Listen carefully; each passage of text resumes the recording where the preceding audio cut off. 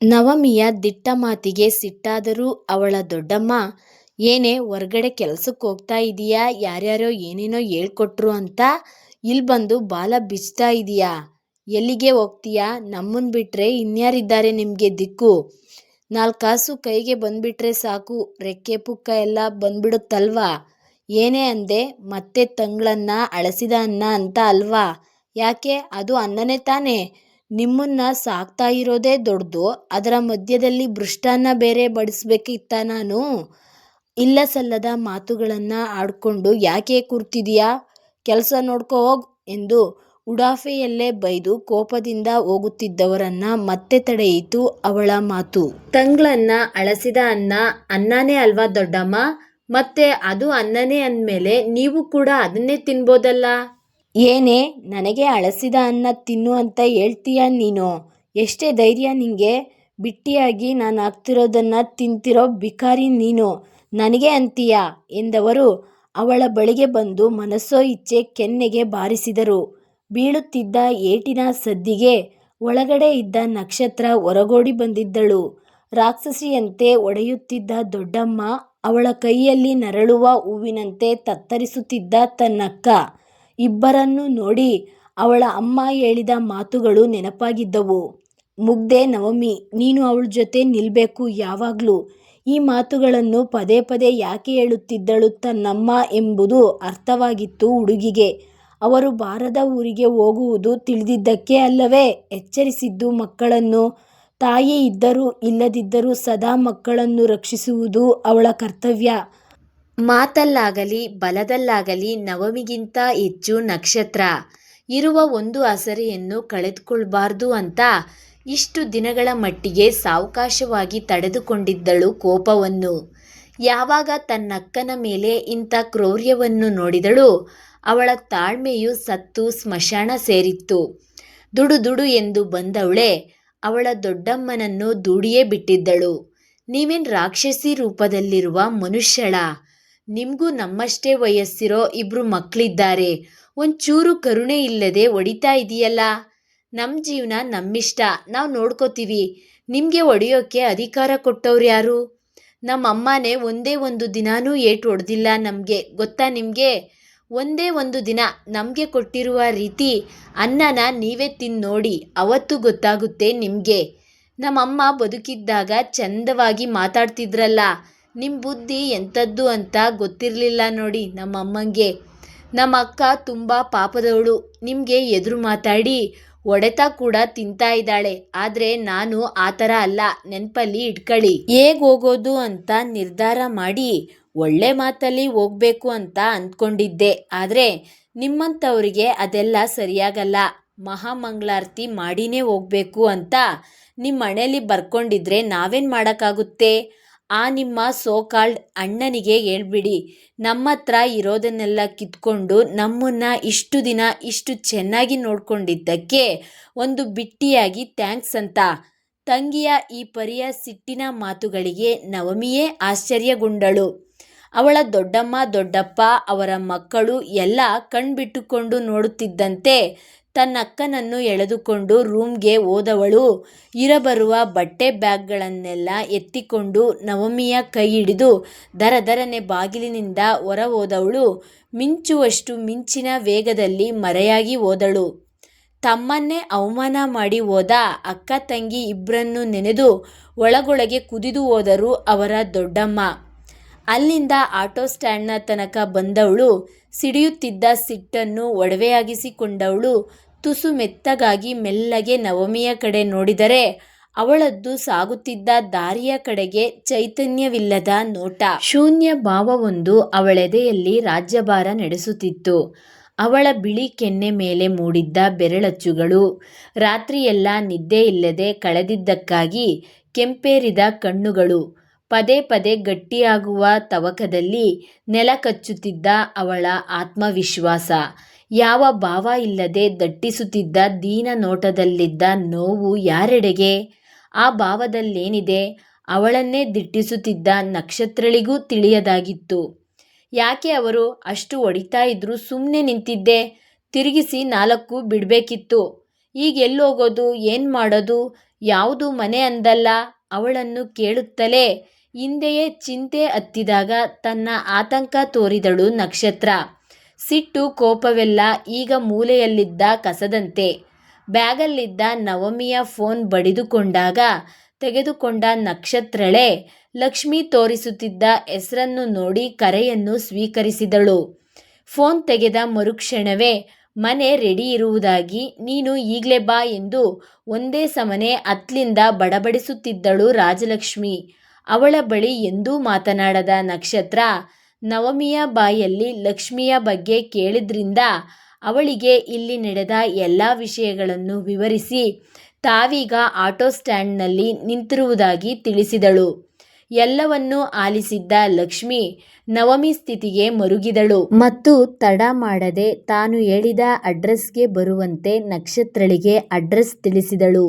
ಈ ಎಲ್ಲ ವಿಷಯಗಳು ಮರುಗಿದ ಲಕ್ಷ್ಮಿಯ ಕಡೆಯಿಂದ ಸಂತೋಷ್ ಫೋನ್ಗೆ ರವಾನೆಯಾಗಿದ್ದವು. ಆಟೋ ಹತ್ತಿ ಲಕ್ಷ್ಮಿ ಹೇಳಿದ ಅಡ್ರೆಸ್ಗೆ ಹೋಗಲು ತಿಳಿಸಿದ ನಕ್ಷತ್ರ ನವಮಿ ಇಬ್ಬರ ಪಯಣ ಹೊಸ ಬದುಕಿನ ತಿರುವಿನ ಕಡೆಗೆ. ಸ್ಟಾಪ್ ಬಂತು, ಇದೇನಾ ನೋಡಿ, ಆಟೋ ಡ್ರೈವರ್ ಹೇಳಿದಾಗ ಹೊರಗಡೆ ನೋಟ ನೆಟ್ಟಿದ ಅಕ್ಕ ತಂಗಿಯರಿಬ್ಬರಿಗೂ ಎಚ್ಚರವಾಗಿದ್ದು. ಇದೇ ಅಡ್ರೆಸ್ ಅಲ್ವಾ? ನಕ್ಷತ್ರಳ ಮಾತಿಗೆ ಡ್ರೈವರ್ ಹೌದೆಂದು ತಲೆ ಆಡಿಸಿದ.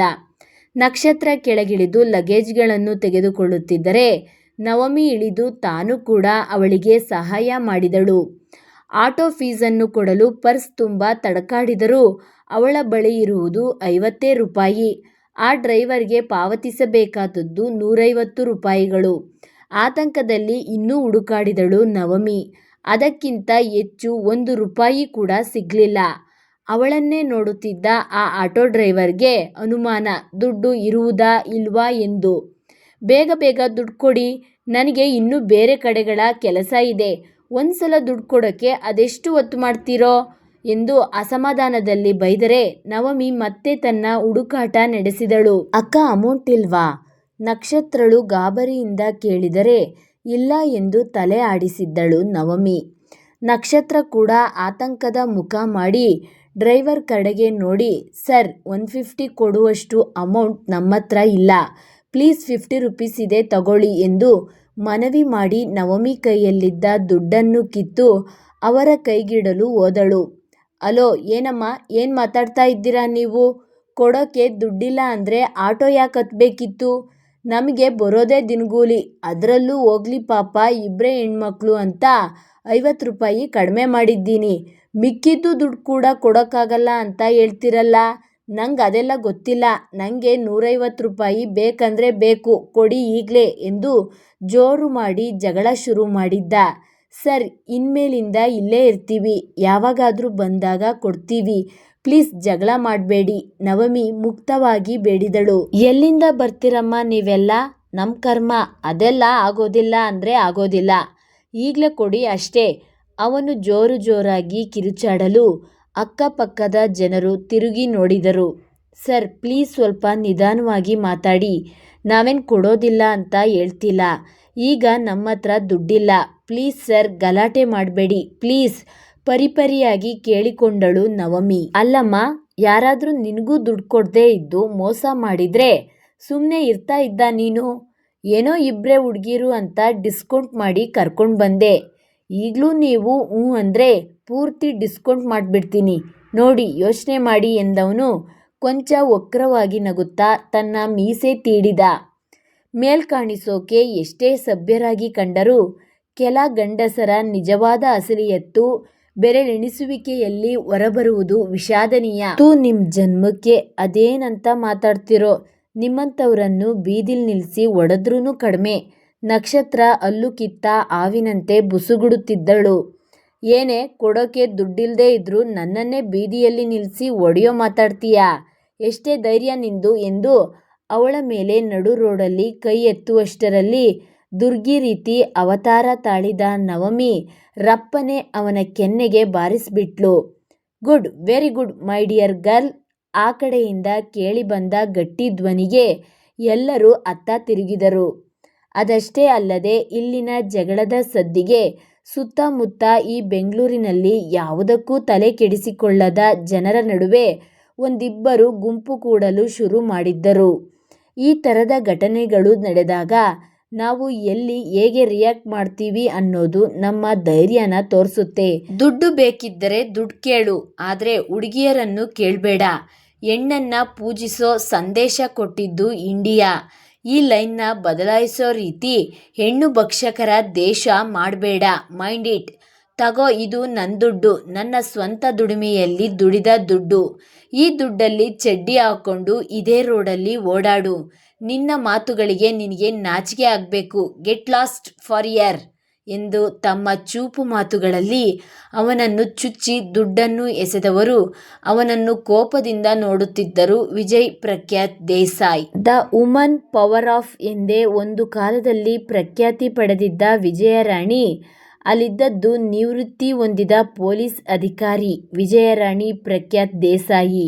ಅವರ್ಯಾರೆಂದು ತಿಳಿದು ಬಿಡುತ್ತಲೇ ಬಾಲ ಕಟ್ಟಿದ ನಾಯಿಯಂತೆ ತನ್ನ ಆಟೋ ಚಾಲನೆ ಮಾಡಿ ಹೊರಟೇ ಹೋದ ಆ ಡ್ರೈವರ್.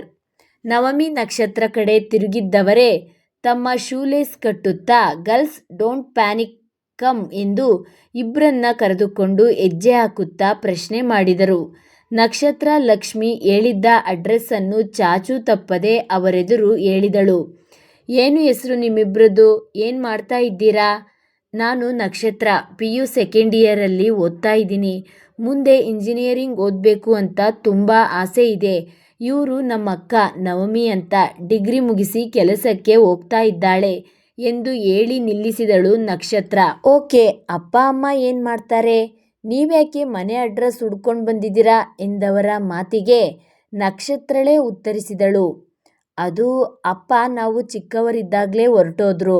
ಅಮ್ಮ ಈಗ 6 ಮಂತ್ ಬ್ಯಾಕ್ ಹೋದ್ರು. ನಮ್ಮವರು ಅಂತ ನಮಗೆ ಯಾರೂ ಇಲ್ಲ. ಅಕ್ಕನ ಫ್ರೆಂಡ್ ಒಬ್ಬರು ಇಲ್ಲಿ ಮನೆ ಬಾಡಿಗೆಗೆ ಇದೆ ಅಂತ ಹೇಳಿದ್ರು. ಹುಡುಕೊಂಡು ಬಂದ್ವಿ. ಅಷ್ಟರಲ್ಲಿ ಇಷ್ಟೆಲ್ಲ ರಾದಾಂತವಾಯಿತು. ಪುಟ್ಟದಾಗಿ ಅವರಿಗೆ ಒದಗಿ ಬಂದ ಕಷ್ಟವನ್ನು ಹೇಳಿದ್ದಳು. ಯಾರೋ ಒಬ್ಬರು ಹೊರಗಿನವರಿಗೆ ಪೂರ್ತಿಯಾಗಿ ವಿವರಿಸಲು ಅವಳ ಮನ ಸಮ್ಮತಿಸಲಿಲ್ಲ.